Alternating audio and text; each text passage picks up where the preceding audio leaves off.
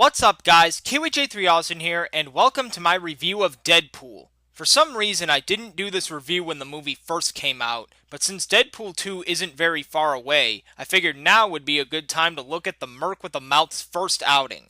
Before I forget, this review will contain spoilers, so if you somehow haven't seen this movie yet, I'll give you 5 seconds to go watch it.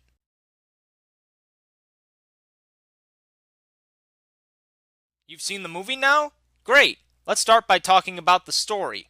The story is about Wade Wilson, a wisecracking mercenary who meets an escort named Vanessa. After just 1 year of holiday-inspired sex, they fall in love and decide to get married. However, tragedy strikes when Wade is suddenly diagnosed with terminal cancer. Desperate, he takes up a mysterious stranger's offer for a cure, which involves extreme torture to activate mutant genes in Wade's body. Betrayed and horribly scarred, yet cured of his cancer, Wade Wilson seeks revenge on his torturers as the Merc with a Mouth himself, Deadpool. Now I know I basically just summed up the movie, but that's really all the story is. Of course, the biggest draw of this movie isn't the story, it's the sense of humor that only a crazed genius could come up with. True to the comics, Deadpool is constantly breaking the fourth wall, either with bizarre and perverted jokes or with clever references to pop culture. Or both. His references to Green Lantern, 127 Hours, and even the confusion between Patrick Stewart and James McAvoy as Professor X were hilarious. My favorite, though, was the Indian taxi driver. That guy had me doubled over laughing. This sense of humor is what makes the movie so unique for its genre, and I love it. I hope the sequel nails the humor just as well. Now I should mention that the villains of the movie, Ajax and Angel Dust, are incredibly cliché. But as I said earlier, you don't watch this movie for the story itself. The story is just a frame for the comedy to work around. So I'm fully willing to forgive the story's shortcomings. That's all I have to say for story, so let's move on to acting. The acting was great all around, but the standout was without a doubt Ryan Reynolds as Wade Wilson / Deadpool. You can tell in his performance that he is extremely dedicated to the character. I'm glad that he was given a second chance to do Deadpool the right way after they fucked him up in X-Men Origins Wolverine. I mean seriously, sewing shut the mouth of the Merc with a Mouth? What were they thinking? Well, that's a whole other movie for another time. Although similar to that movie, this one also uses more obscure characters from the X-Men comics, such as Colossus and Negasonic Teenage Warhead. Now Colossus was in X2 X-Men United, but he was a totally different character. Now he's CGI and about the size of the Hulk. Why they made this change I'm not sure, but it does make him a good comic foil for Deadpool. As for Negasonic Teenage Warhead, she's your typical emo millennial girl with an attitude. Another great foil for Deadpool's weird antics, and Brianna Hildebrand plays the part very well. Apparently they included this character just because of the name, and they changed her powers from the comics.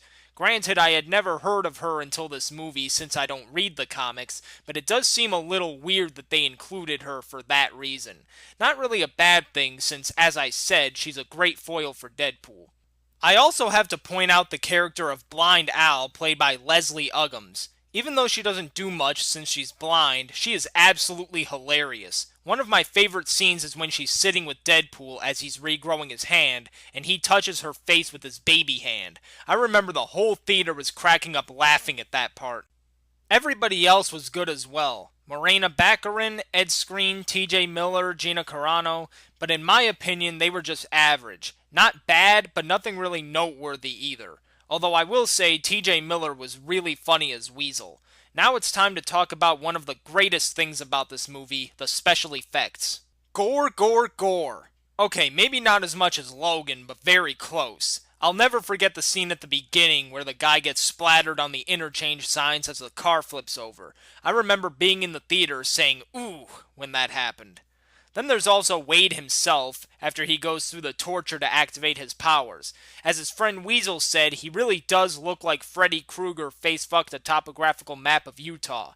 And that's all thanks to the amazing makeup department, who put Ryan Reynolds through their own version of torture to apply all of it. Probably my favorite special effect in the whole movie is the very first scene, where Angel of the Morning by Juice Newton plays as the camera rotates around a pre-rendered scene of increasingly accurate credits. I sometimes watch that sequence by itself just for fun.